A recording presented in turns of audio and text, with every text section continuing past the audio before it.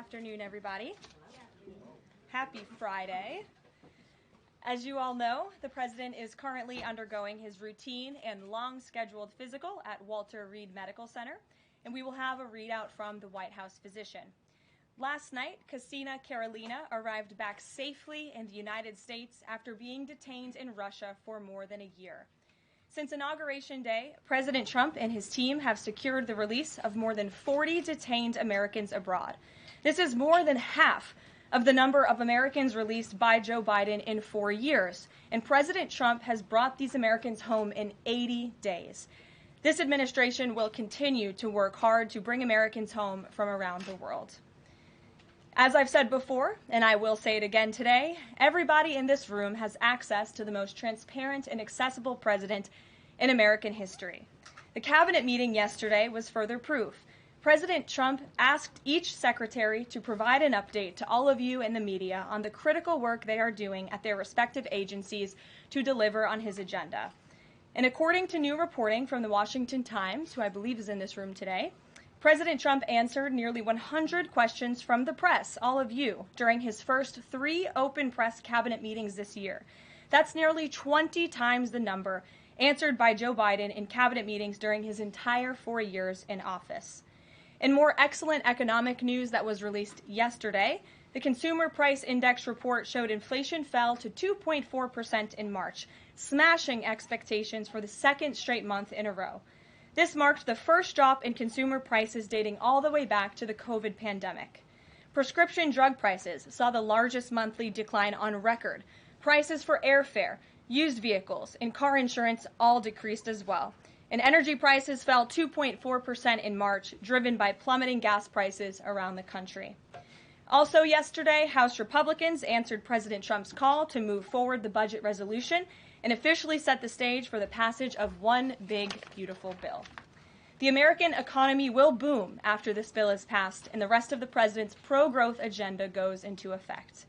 The largest tax cuts and deregulation in history, coupled with our energy industry unleashed and renegotiated trade agreements that put America first, are the ultimate formula to usher in the golden age of America.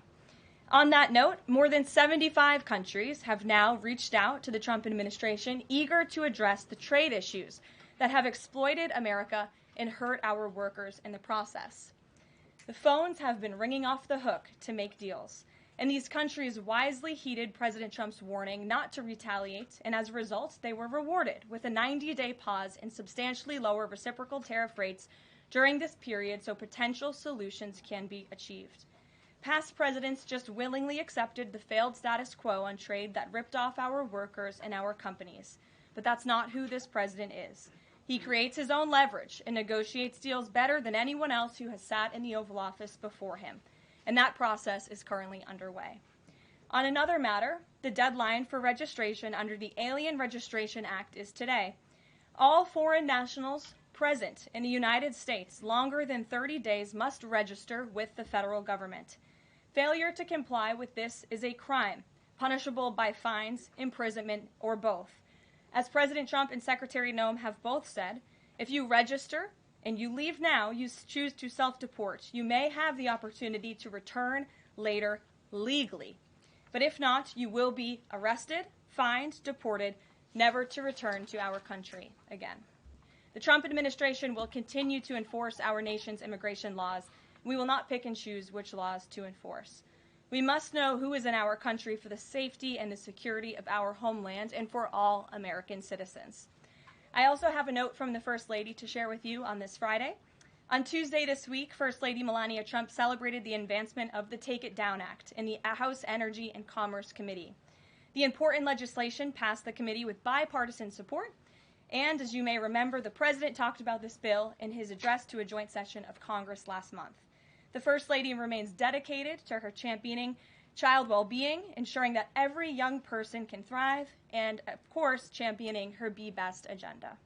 We urge Congress to swiftly pass this important legislation. Here in our new media seat today, we have Jordan Berman.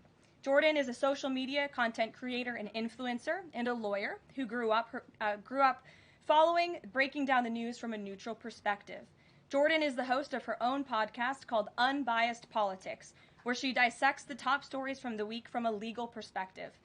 Jordan focuses on bringing back real journalism from a nonpartisan perspective and has mastered explaining complex legal decisions to a mass audience in the short-form context.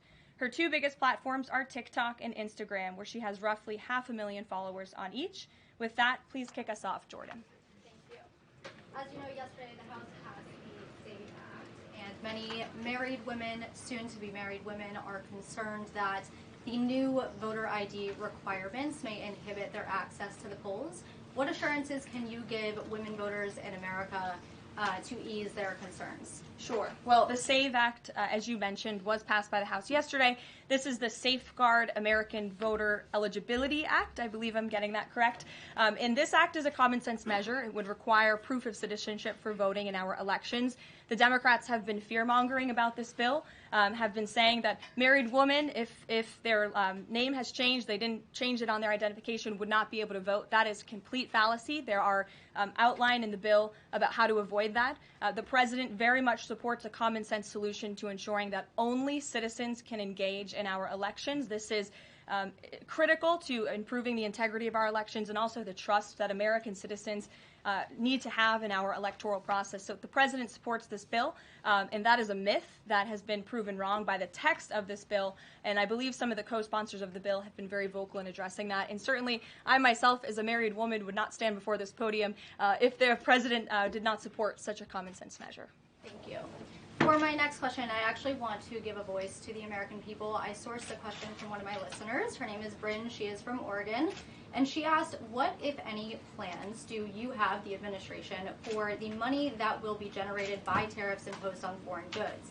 How will the administration facilitate the development of American industries when many critical components, labor, parts, etc., are much cheaper and more feasible from foreign entities? It's a great question from your listener, and I want to thank her for submitting it to you to ask. That's the part of the New Media Seat is so that everyday Americans across the country have a voice in this room. So thank you again for being here. Thanks for the question.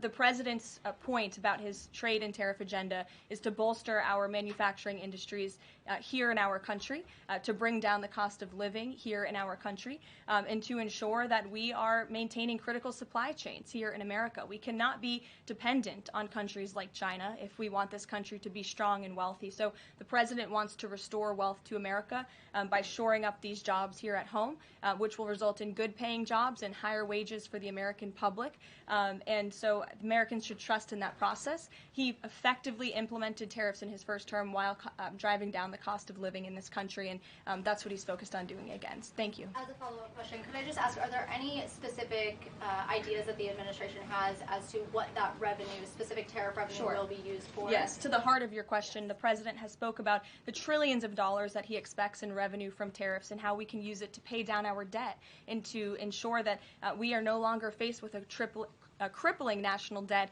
in the trillions that is going to bankrupt our nation for future generations. So that money coming back home will make America in the green rather than in the red, which any small business owner across the country, I believe, can appreciate. Thank you so much. Thank you. Kelly. Hey. Tomorrow there will be negotiations between the United States and Iran in Oman. What are the president's chief goals for that, and is he satisfied with how Iran is responding to this? They don't want direct face-to-face negotiations, instead sort of old-school shuttle diplomacy where they're in separate rooms and messages are passed back and forth.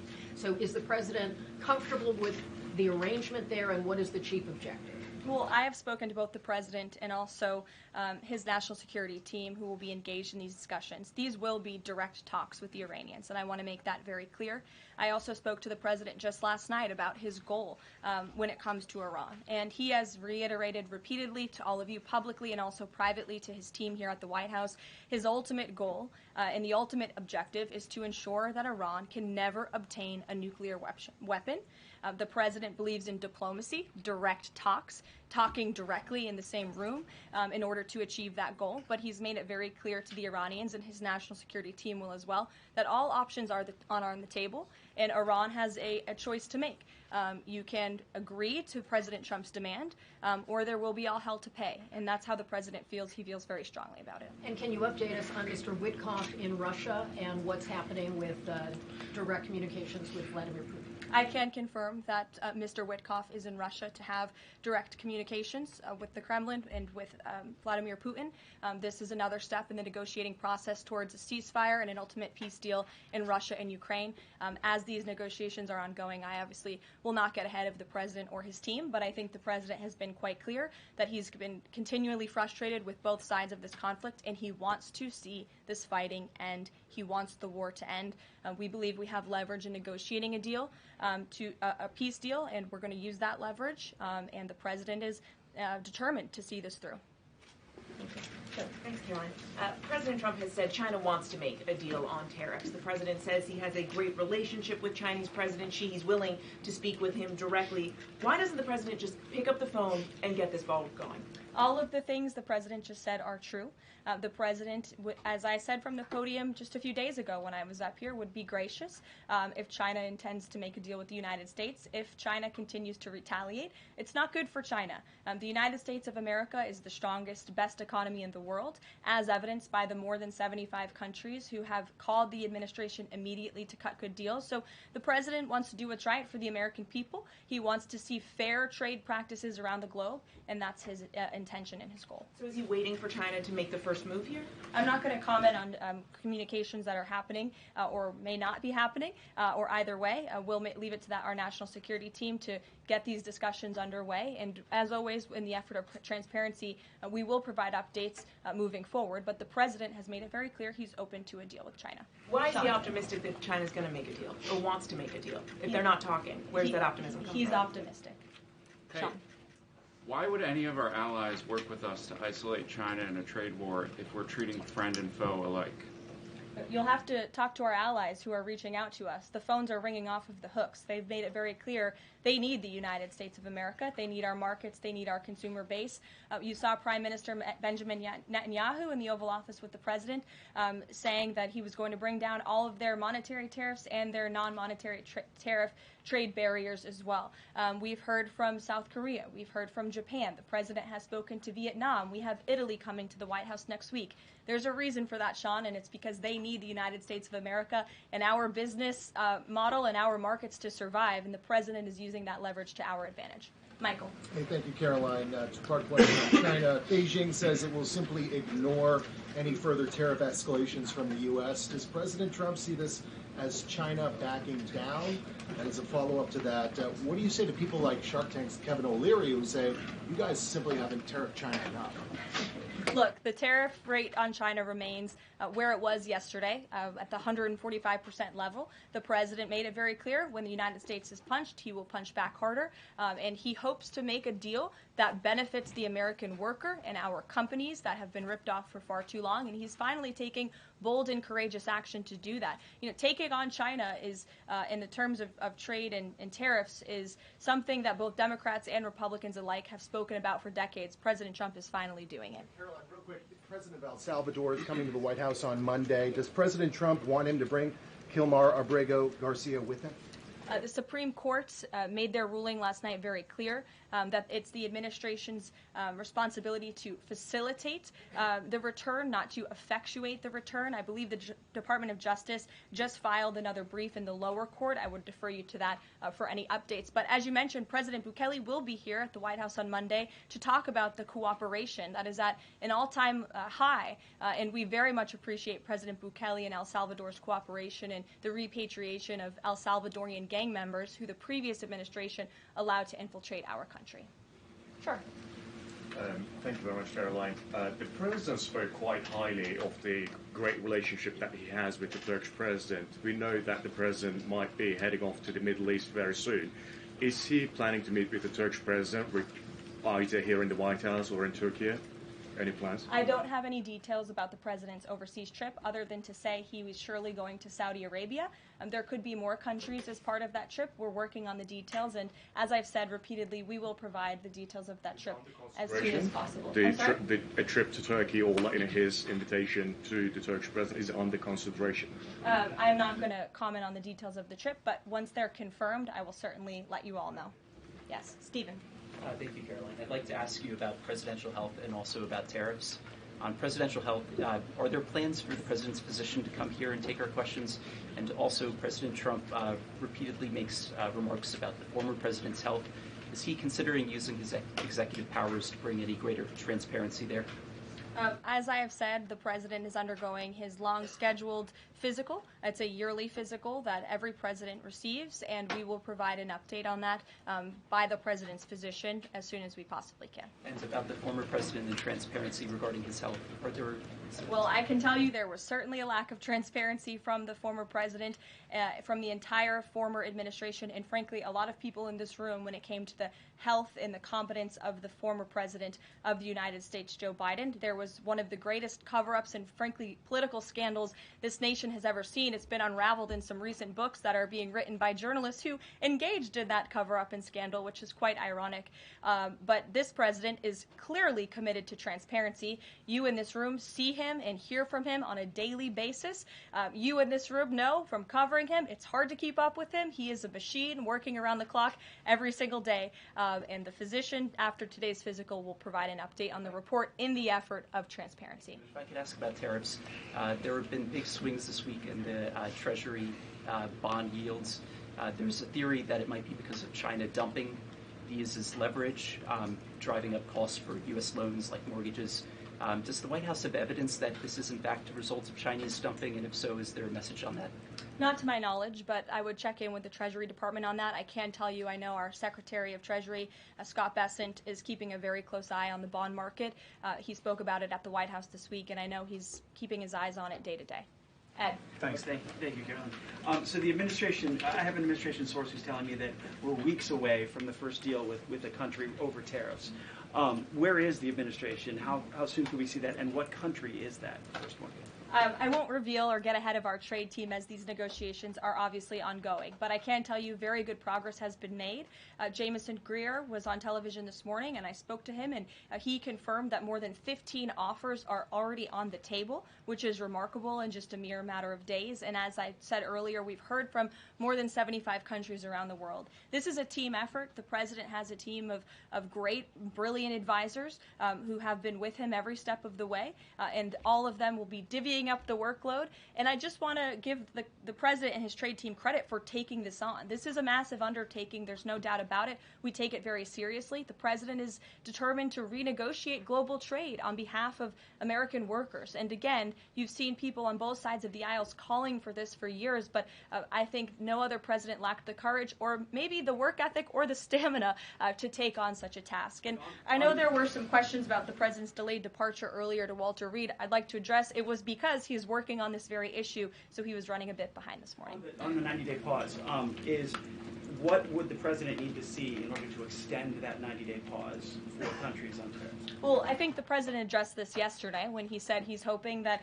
there will be good deals made before the 90 days is up, and we will cut those deals as soon as we possibly can, country by country, tailor-made deals for each and every country as they all propose unique challenges and unique assets to each country, advantages rather, and when that 90-day mark hits, the president will make that decision then. One more, if I could, on a different subject. So a bird earlier attacked my colleague, Peter Doocy, during a live shot at I'm the wondering White if House. that's why Peter is absent from his seat. Is he doing okay? He's recovering. Has anyone checked on him? He's recovering. Is anyone looking into that incident? I could check in with GSA to see if anybody here is looking into it. I also understand there was a mouse in the briefing room earlier today, so I'm hoping somebody checked in on that, as I'm hoping it doesn't run up here and distract me. That would be a good way for all of you to distract me, actually, have a mouse come run up here. So I'll get an answer for you on that, out of respect for our good friend Peter. Jeff. Why is American consumer confidence so low? Look, I think there's a great optimism in this economy, great optimism for the American people, a lot of reason for people to feel optimistic.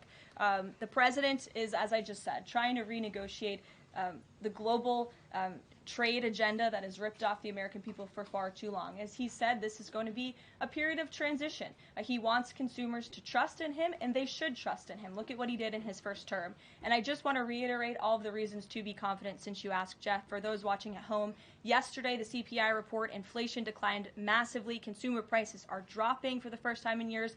Energy prices are down. In fact, oil prices are down 20% since this president took office.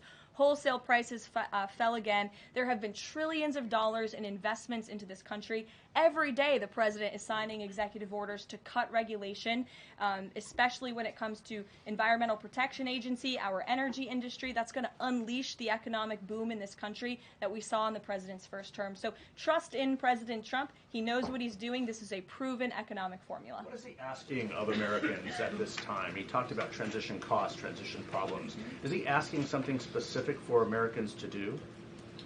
No, I think the president is asking for Americans trust in Trump, as I just said, trust in his economic agenda and formula. It's a proven formula that works. And by the way, clearly the American people do, in fact, trust him because they did just overwhelmingly elect him to this office. Jennifer. Is he going, I'm asking about the physical, is he undergoing any general anesthesia, and can you outline any of the other tests that he's doing today? He is not. He is undergoing quite a few tests, imaging. Again, it's a it's a yearly physical, so there's quite a lot that goes into it to make sure the president is accomplishing all of his goals, and we will provide a readout of that as soon as we can. And will you be committed to releasing all of the results, as many of the results as possible? Of course, yes. The president's physician will do that. I spoke with him this morning. Sure. Will you guys also consider releasing the president's fitness plan? He actually looks healthier than ever before. Healthier than he did 8 years ago, and I'm sure everybody in this room could agree. Is he working out with Bobby Kennedy? And is he eating less McDonald's? I can confirm the president is in very good shape, as you see, on a near daily basis here. And in that vein, thank God it's Friday. It's been a very long and busy week here at the White House. We will see you all on Monday, and we will release the results of that report as soon as we can. Have a great weekend, everybody. Thank you. Have a great week.